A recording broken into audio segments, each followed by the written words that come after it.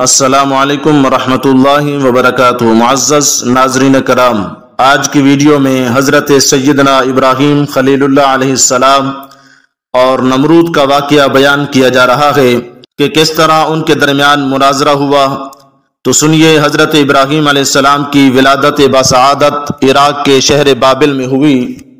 اس وقت تمام دنیا پر حکومت و بادشاہت اور سلطنت نمرود کی تھی، اور اس کا دارالحکومت بھی شہر بابل ہی تھا۔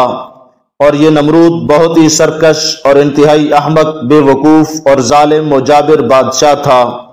نمرود ایسا بدبخت انسان تھا کہ وہ تھا تو بندہ مگر دعویٰ خدائی کا کرتا تھا، اور لوگوں کو مجبور کر کے ان سے اپنی عبادت کروایا کرتا تھا۔ جس وقت ہر طرف کفر و شرک پھیلا ہوا تھا، تو اس موقع پر حضرت ابراہیم علیہ السلام نے کلمہ حق کو بلند فرمایا اور سچے دین کی تبلیغ شروع فرما دی، اور لوگوں کو اللہ وحدہ لا شریک کی عبادت کی طرف بلانا شروع کر دیا۔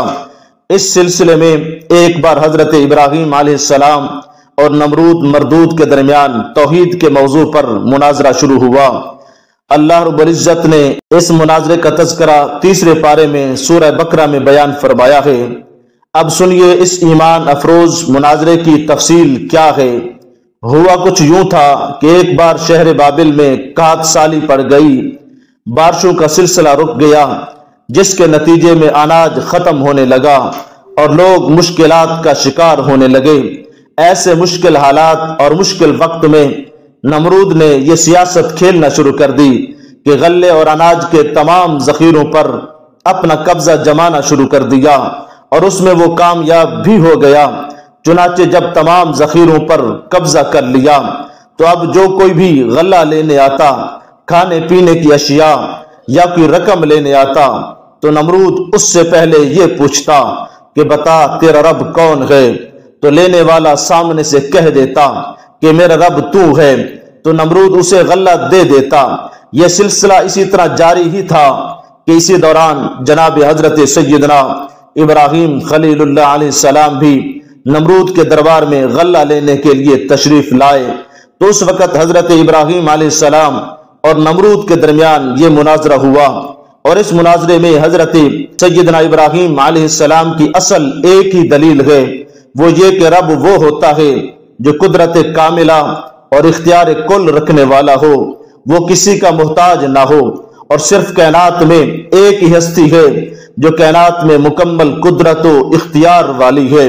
لہذا وہ ایک ہی ہستی رب ہے، خالق حقیقی لم یزل ہے۔ سب کی سب مخلوق اس کی محتاج ہیں، وہ کسی کا محتاج نہیں ہے۔ لیکن یہ دلیل منطقی طریقہ کار سے تھوڑا مشکل ہی تھی، لہذا حضرت ابراہیم علیہ السلام نے یہ دلیل بیان کرنے کی بجائے اس کی دو مثالیں بیان فرمائیں۔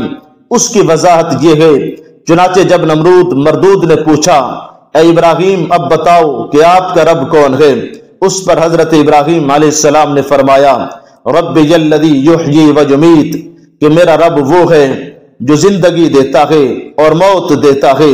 یعنی اے نمرود مردود، خود تیرا زندہ ہونا اور ان قریب تیرا موت کے گھاٹ میں اتر جانا میرے رب کی ہی روشن دلیل ہے۔ فرمایا کہ میرا رب ایسا قدرتوں والا ہے کہ وہ بے جان چیز میں زندگی پیدا فرماتا ہے اور جاندار چیز کو موت دیتا ہے۔ ایک بے جان نطفے سے اچھا خاصا جیتا جاگتا عقل مند انسان پیدا کرتا ہے، پھر جب میرا رب چاہتا ہے اس جاندار انسان کو موت کے گھاٹ اتار دیتا ہے۔ تو دیکھیے، انڈے میں نہ تو کوئی کھڑکی ہے اور نہ کوئی روشن دان، اور نہ ہی وہاں کوئی ہوا پہنچتی ہے، نہ غذا پہنچتی ہے۔ ایسی بند جگہ پر چوزے کو زندگی بخشتا ہے۔ الغرض میرا رب ہر با اختیار سے بڑھ کر اختیار اور قدرت کاملہ والا ہے، اور زندگی کا بھی وہی خالق ہے اور موت کا بھی وہی خالق حقیقی ہے۔ اور جو بھی بندہ اپنی قدرت اور اختیار کا دعوے دار ہے، وہ اپنی قدرت، اپنی طاقت میں بلکہ اپنے زندہ ہونے میں بھی میرے رب کا محتاج ہے، اور جو محتاج ہو وہ کبھی خدا نہیں ہو سکتا۔ لہذا خدا صرف ایک ہی رب ہے جو اصل قدرت و طاقت والا ہے۔ حضرت ابراہیم علیہ السلام کی یہ دلیل بالکل واضح، مکمل اور آسانی سے سمجھ آنے والی تھی، اور اس کا جواب دینا بھی نمرود بدبخت کے بس کی بات نہیں تھی۔ البتہ چونکہ نمرود مردود ایک بادشاہ تھا، آس پاس سب اس کے وزیر مشیر تھے اور اسے خدا ماننے والی عوام تھی، ان سب کے سامنے حضرت ابراہیم علیہ السلام کی دلیل کا جواب نہ دے سکنا نمرود کے لیے سخت ذلت کا سبب تھا۔ لہذا اس بے وقوف نے اپنی جھوٹی عزت بچانے کے لیے نہایت ہی احمقانہ جواب دیا اور بولا، قال انا احیی و امیت، کہنے لگا کہ میں بھی زندگی دیتا ہوں اور موت بھی دیتا ہوں، یعنی اے ابراہیم آپ کے کہنے کے مطابق اگر رب وہ ہوتا ہے جو زندگی اور موت دیتا ہے تو یہ کام تو میں بھی کر لیتا ہوں، لہذا آپ ہی کی دلیل کے مطابق پھر تو میں رب ہوا۔ فرمایا کیسے؟ نمرود نے اپنے اس جھوٹے دعوے کو ثابت کرنے کے لیے 2 قیدی بلا لیے، ان میں سے ایک کو قتل کر دیا اور دوسرے کو رہا کر دیا اور کہنے لگا کہ دیکھو جسے میں نے چھوڑا ہے اسے میں نے زندگی دے دی ہے اور جسے میں نے قتل کر دیا ہے اسے میں نے موت دے دی ہے۔ اب یہ نمرود کی کیسی حماقت اور بے وقوفی کی بات ہے کہ کہاں ایک بے جان چیز میں جان ڈالنا اور کہاں زندہ شخص کو زندہ رہنے دینا، ان دونوں میں تو زمین اور آسمان کا فرق ہے۔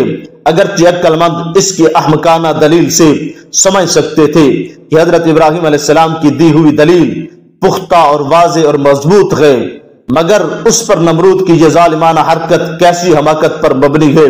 اب چونکہ وہاں موجود سب کے سب لوگ نمرود کے حمایتی تھے، وہ نمرود کی اس حماقت کو اس کی فتح سمجھتے تھے، لہٰذا حضرت ابراہیم علیہ السلام نے اپنی اسی دلیل کو ایک دوسرے انداز سے بیان فرمایا اور ارشاد فرمایا، فَإِنَّ اللَّهَ يَأْتِي بِالشَّمْسِ مِنَ الْمَشْرِقِ فَأْتِ بِهَا مِنَ الْمَغْرِبِ، کہ میرا اللہ تو وہ ہے جو سورج کو مشرق سے طلوع کرتا ہے، پس تو اسے مغرب سے طلوع کر دے۔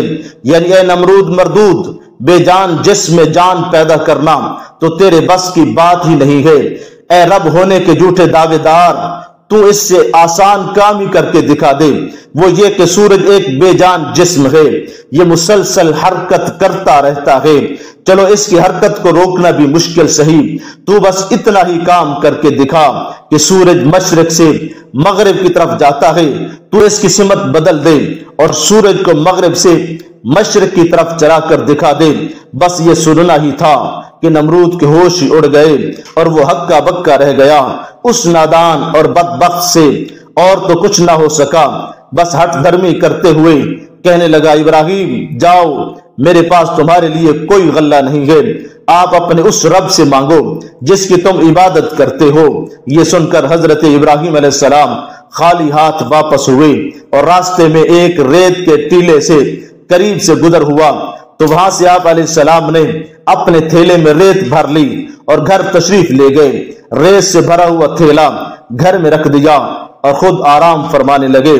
جب حضرت ابراہیم علیہ السلام بیدار ہوئے تو آپ کی زوجہ محترمہ حضرت سارہ رضی اللہ عنہا نے کھانا آپ کی خدمت میں پیش کیا تو حضرت ابراہیم علیہ السلام نے پوچھا، یہ اناج اور کھانا کہاں سے آیا ہے جو آپ میری خدمت میں پیش کر رہی ہو؟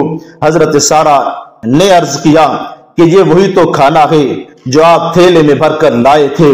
یہ سن کر حضرت ابراہیم علیہ السلام سمجھ گئے کہ اللہ پاک نے اپنے خزانہ قدرت سے ہمیں رزق عطا فرمایا ہے۔ معزز ناظرین و سامعین، ظالم و سرکش بادشاہ نمرود کا انجام انتہائی عبرتناک ہوا۔ تفسیر نعیمی میں بیان کیا گیا ہے کہ نمرود کے لشکروں پر مچھروں کا عذاب بھیجا گیا، چنانچہ مچھروں نے ایسا حملہ کیا کہ مچھر اتنے تعداد میں آئے کہ ان سے سورج بھی چھپ گیا تھا۔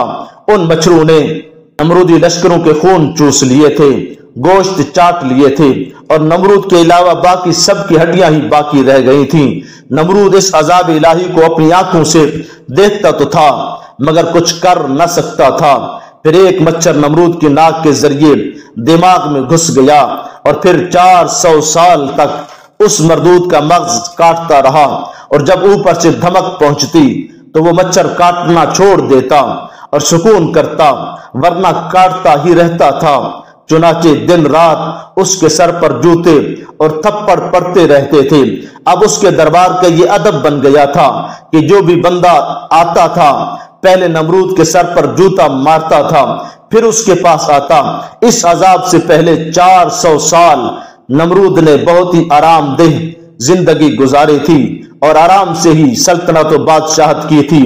پھر 400 سال جوتوں سے پٹتا رہا، آخر انتہائی سخت ذلت و رسوائی کے ساتھ واصل جہنم ہوا، اور یوں اس کی عمر 800 سال سے کچھ زیادہ ہوئی۔